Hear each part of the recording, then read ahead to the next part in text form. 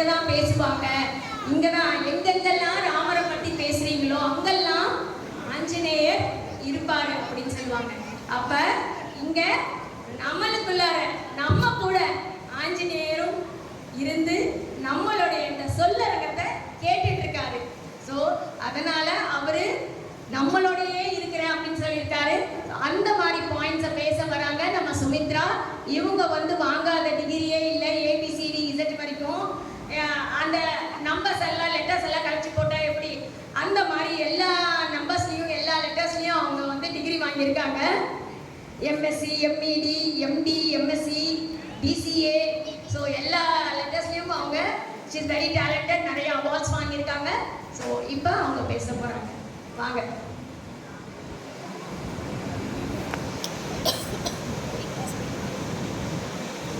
அஞ்சிலே ஒன்று பெற்றான், அஞ்சிலே ஒன்றை தாவி, அஞ்சிலே ஒன்று ஆறாக ஆறீர், அஞ்சிலே ஒன்று பெற்ற அலங்கை கண்டு அயலார் ஊரில், அஞ்சிலே ஒன்று வைத்தான் அவன் நம்மை அழித்து காப்பான். ராமனின் இதயத்தில் வீற்றிருக்கும் ஹனுமனை வணங்கி எனது உரையை துவங்குகின்றேன். நம்ம ஹனுமனை பத்தி சொல்லணும்னாக்கா 5 மான்க. மான் என்றால் உடையவர்னு அர்த்தம். அதுல ஸ்ரீமான். ஸ்ரீமான் அப்படின்னாக்கா தொண்டு செய்வதில் வல்லவர். அப்புறம் மாதிரி தொண்டு செய்யணும் கைங்கரிய யாருமே பார்க்க முடியாது. அதனாலதான் கைங்கரிய ஸ்ரீன்னு சொல்றோம்.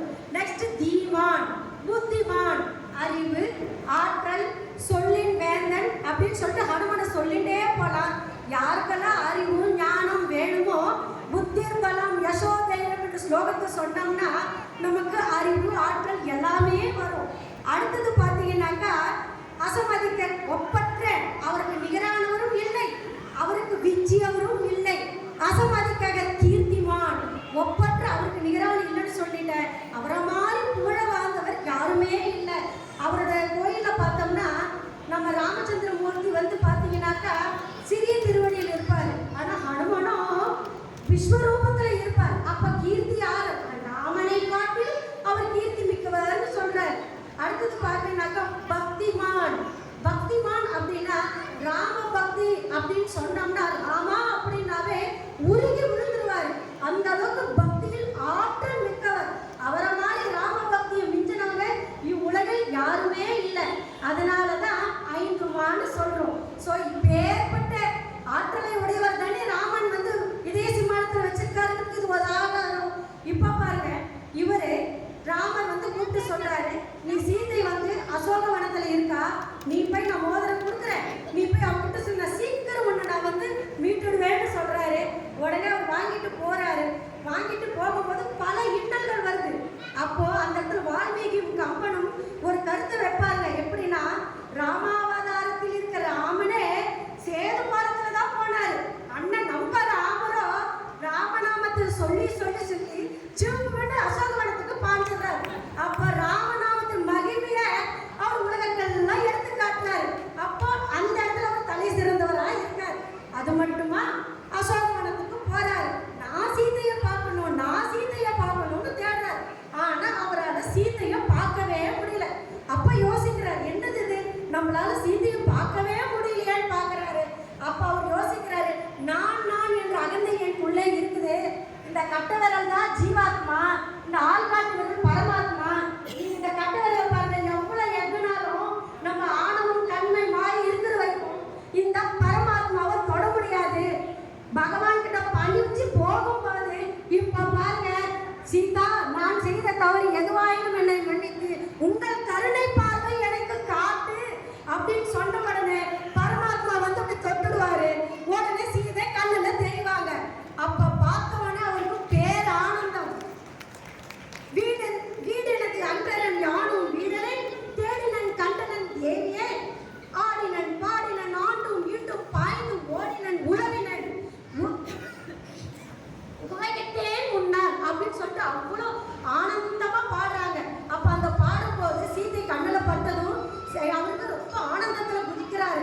அப்ப குதிக்கும் போது என்ன ஆகுது, ஆனா திடீர்னு சீதையை பார்த்தோன்னே கண்ணில் தண்ணி வந்துடுது. என்னன்னா, சீதை என்ன முடிவு எடுத்துக்கிறான்னாக்கா, இதுக்கு மேல ராமர் வரமாட்டார், நம்ம ராவணன் எடு வச்சுட்டா 2 மாசத்துல நம்ம ஏன் இருக்கணும், நம்ம உயிரை மாய்ச்சிக்கலாம்னு சொல்றாரு. உடனே அவங்க சிப்சுபா மரம் அடியில தான் சீதா சீதாதேவி இருக்கிறாங்க. தன்னோட முடியால தற்கொலை பண்ணிக்கணும்னு நினைச்சிட்டு மரத்துக்கிட்ட வரான். இதை அவருக்கு பார்த்த உடனே இப்ப போய் நான் போய் நின்னா நானும் குறுங்கு வடிவோம். அப்ப என்ன ஆகும், அவன் பயந்துருவா.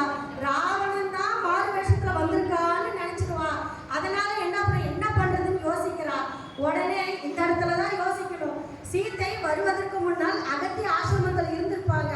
அப்ப அந்த காலத்துல பண்டைய மொழி மதுரமான பாஷை, வால்மீகி சொல்லியிருப்பான், மதுரமான பாஷையில பாடினாரு ராமகாவியம்னு சொல்றாங்க. பொதுவா ராமாயணம் பாடும்போதும் படிக்கும் போது பாதியில போக மாட்டாங்க. எந்த காரியத்தை செய்யறதாலும் கூடியே நின்று நிதானிச்சு கேட்டுட்டு முடிச்சுட்டு தான் போவாங்க. இதை தடுக்கணும்னா நான் ராமகாவியத்தை சொல்லணும். சமஸ்கிருதத்தை சொன்னா ராவணன் அதில் தேர்ந்தெடுத்த வல்லவர், அப்ப புரிஞ்சுக்க மாட்டாருன்னு சொல்லிட்டு தமிழிலே பாடியதாக ஒரு ஐதீகம். அதனால தமிழ்ல தசரதன்னு சொல்லி ஸ்டார்ட் பண்றாங்க. ஸ்டார்ட் பண்ண உடனே யாருப்பா இங்க இந்த இடத்துல நம்ம ராமகாவியம் கேட்குதுன்னு அப்படியே வராரு. வந்த உடனே என்ன ஆகுது பார்க்கிறாரு. அந்த அம்மா தேவி நம்பல. ஏன் அப்படின்னா மோதிரத்தை யார் வேணாலும் காட்டலாம். அப்ப அவர் சொல்றாரு, அவரோட கையில இடது கையில சங்கும் வலது கையில் சக்கரமும் இருக்கு, முத்திரஸ்தானம் வாங்கிட்டேன் அப்படின்னு ராமகாவியத்தை பாடி சொன்ன உடனே நம்புறாங்க. அந்த மோதிரத்தை வாங்குறாங்க. அப்படி ராமரை அமைச்சாருன்னு சந்தோஷப்படுறாங்க. சந்தோஷப்பட்ட உடனே அவங்க கிட்ட இருந்த சூடாமணியை கொடுத்து வழி அனுப்புறாங்க. அப்ப ஹனுமான் கேட்கிறாரு, தங்களோட நெத்தியில் என்ன இருக்கிறது, எதற்காக இது இட்டீர்கள் இந்த செந்தூரத்தைன்னு கேட்கிறாங்க. அப்ப சொல்லும் போது என் பதி நீண்ட ஆயுளோடு இருக்க வேண்டும் என்பதற்காக இட்டுக்கொண்டேன் அப்படின்னு செந்தூரத்தை சொல்றாங்க. அப்படின்னா என்னோட உடல் முழுதும் ராமநாமத்தை சொல்லி என்னோட ஒவ்வொரு செல்லும் ராமா ராமா என்று சொல்கிறது. அதனால் அந்த செந்தூரத்தை எனது உடல் முழுதும் நான் பூசிக்கொண்டு ஹனுமனுக்காகவே என்னுடைய வாழ்வை நீத்திக் கொள்வேன்னு சொல்லிட்டு ஹனுமனுக்காகவே அந்த ராவனுக்காக ஃபுல்லா பூசிக்கிறாரு ஹனுமன். அதுக்கப்புறமா என்ன ஆகுது, பேசுறீங்கப்பா, தேங்க்யூ. அப்படியே லைட்டா பிடிச்சிடலாம். ஓகே. அதுக்கப்புறம் அவர் சஞ்சீவி மலையை தூக்கிட்டு போறாரு. அதாவது ராவணன் வந்து பாத்தீங்கன்னாக்கா போருக்கு வர்றாரு. இவர் வந்து சொல்லிடுறாரு. அதுக்கப்புறமா போர் நடக்கும்போது ராவணன் வந்து அவரோட பையன் பிரம்மாஸ்திரத்தை எழுதிடுறாரு. அப்ப எல்லாரும் போறது எல்லாம் மயங்கி விழுந்துடுறாங்க. ஹனுமன் போயிட்டு அந்த சஞ்சீவி மலை மூலிகை எடுத்துட்டு வர்றாரு. அந்த மூலிகை கொண்டு வர அந்த ராமர் லக்ஷ்மணி எல்லாருமே மயங்கி விழுந்துடுறாங்க. மிருத சஞ்சீவினி, விசல்யகரணி, சந்தானகரணி, சாவர்ணகரணி இது அத்தனையும் கொண்டு வந்து அந்த ஹனுமன் வந்து என்ன பண்றாருன்னா தூக்கிட்டு வர்றதுக்கு போகும்போது அந்த மலையை பேக்க முடியல. அவர் யோசிக்கிறார், ஓ இதை எடுக்கிறதுக்கு அந்த மலை என்ன சொல்லுதா, இதெல்லாம் எடுத்தா இந்த மலையோட அழகே போயிடுன்னு சொல்லிட்டு அது எல்லாம் மறைச்சிக்கிச்சா. அதனால மலையே பேத்துட்டு வந்து அந்த போர்ல இருக்கக்கூடிய அத்தனை பேருக்கும் கொண்டு வந்து கொடுத்து மருந்தா பயன்படுத்திடுறாரு. அதுக்கப்புறம் சீதை கிட்ட போய் சொல்றாரு, இல்ல போர்ல நம்ம ஜெயிச்சுட்டோம். ராமன் சொல்றார், என் சீதாவை இறந்து போயிட போறா, போர்ல ஹனுமானை பற்றி பேச ஆரம்பிச்சா முடிக்கவே முடியாதுங்க. ஸோ அதனால கேட்டுட்டே இருக்கலாம். இன்னொரு முறை நமக்கு இதே மாதிரி நம்ம வாய்ப்பு கொடுக்கலாம். எந்திய சோபனம் ஏந்திசை சோபனம் வாழிய சோபனம் வெற்றி வெற்றின்னு சொல்லிட்டு சீதைக்கு வெற்றி செய்தி சொல்லிடுறாங்க. அப்ப வெற்றி மாலையாக வெற்றிலை போடுறாங்க. அதுக்கப்புறமா பரத்வாஜ ஆசிரமத்துல வந்துடுறாங்க.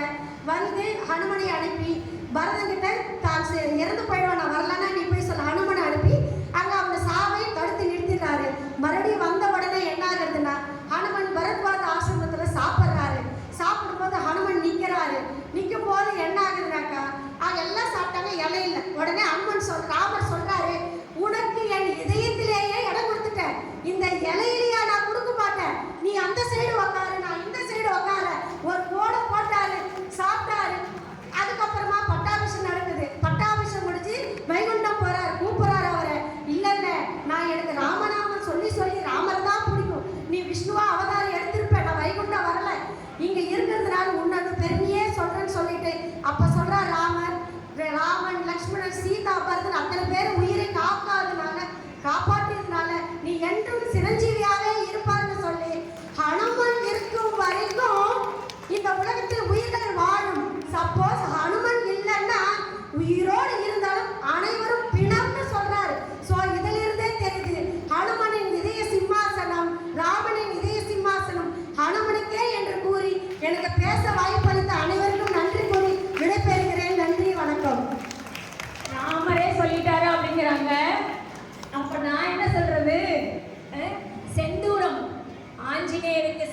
பூசம் எதற்காக பூசப்படுகிற ராமர் நல்லா இருக்க